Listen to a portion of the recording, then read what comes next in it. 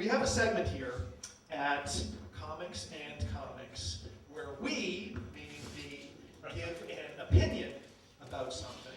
And if you've ever read a fanboy post on any message board anywhere, you understand why we call this segment, but let's face it. No applause on that?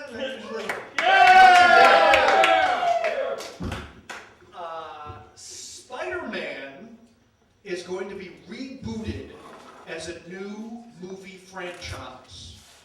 Superman is also in development to be rebooted, as is the Fantastic Four. Now, with Spider-Man, what they're going to do is focus more on the high school aspect of the story. And they've hired Mark Webb to direct. And the script isn't finished yet, but they have a working title already in place, 500 Days of Gwen Stacy. With Superman, Christopher Nolan has been brought on board to mentor the project. Not direct, not write, not produce, mentor. I don't even know what that means.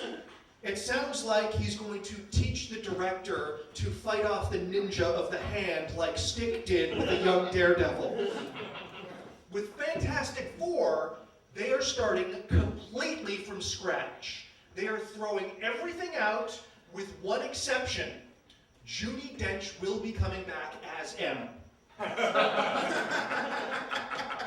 Which makes about as much sense as it did in Casino Royale. Now, there is something to retelling a story to an entirely new generation and tailoring that story for that audience. But let's face it, Hollywood rebooting has gotten completely out of control. Superhero movie franchises are becoming like Groundhog Day. And movie studios are becoming like a bunch of first graders playing Ghosts in the Graveyard. Someone gets tagged, doesn't want to admit that they're it, and insists that the game start again. These projects don't feel like reboots as much as they do like do-overs. And the ironic thing is that one of the things that superhero comic books do best is expand continuity. Alan Moore's The Killing Joke, he went back and looked at the life of the Joker before he became the Joker. In Marvel's, they explored all of these big events that took place in the Marvel Universe from the point of view of the average person.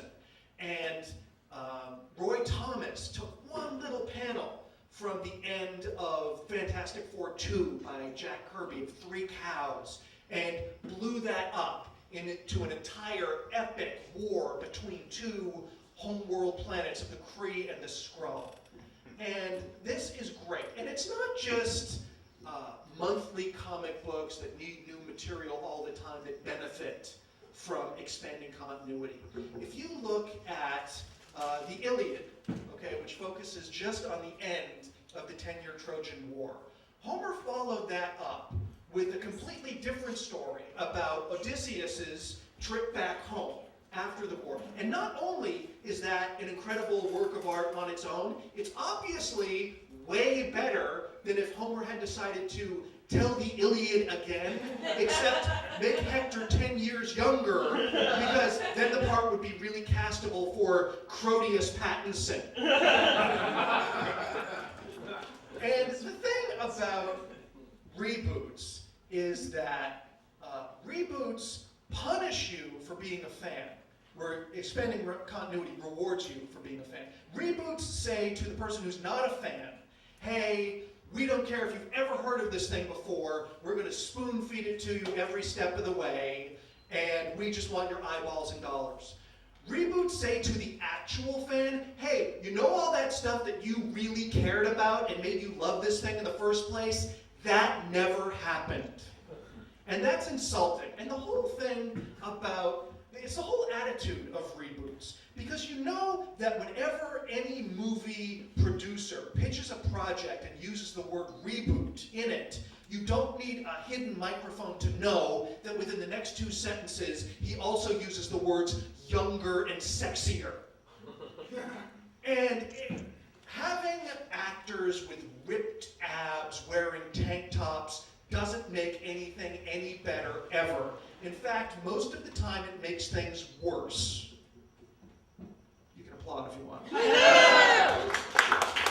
is like, what? Totally true. Tell the truth.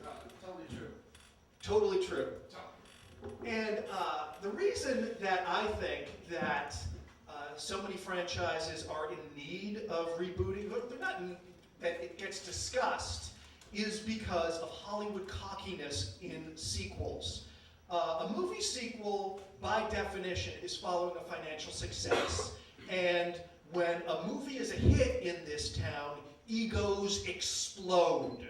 And filmmakers think that they can do no wrong, and all of a sudden they think that their shit doesn't stink, and that they can get away with anything. And yes, I'm looking at you, Sam Raimi. But just because that Spider-Man 3 was atrocious doesn't mean that Spider-Man 4 had to be. But we have become a culture of Control-Alt-Delete, and we think that there are government bailouts for everything now, including art. And that is why we're having so many reboots.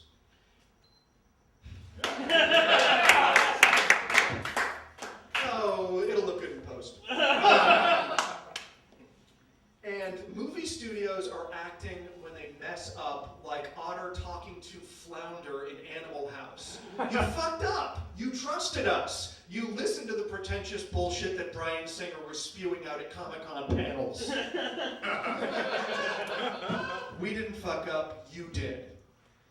God, I feel like I've gotten way too indulgent in this, and now I'm ranting just for me at this point. Well, maybe I should start this monologue over again. Better yet, maybe I should reboot this monologue.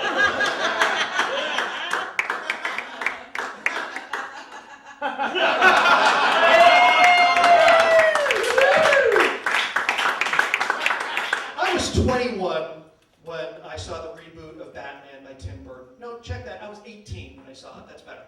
I was angsty and misunderstood, and that was part of my appeal. But then people got bored of me, so I got a sidekick.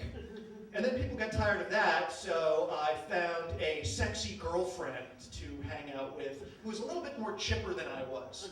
But then when Hollywood Suits decided that we weren't hip anymore, I realized I had to do something drastic. So I replaced my dad with Judi Dench. And then I decided I also had to start hanging out with a wisecracking chimp from the fifth dimension and Ted McGinley. And I realized at that point that I had become ridiculous. And I had one of two choices. I could reinvent myself and go back to my more stoic origins, or I could march forward. And I decided for the latter because, let's face it, you have to own up for your mistakes. Woo!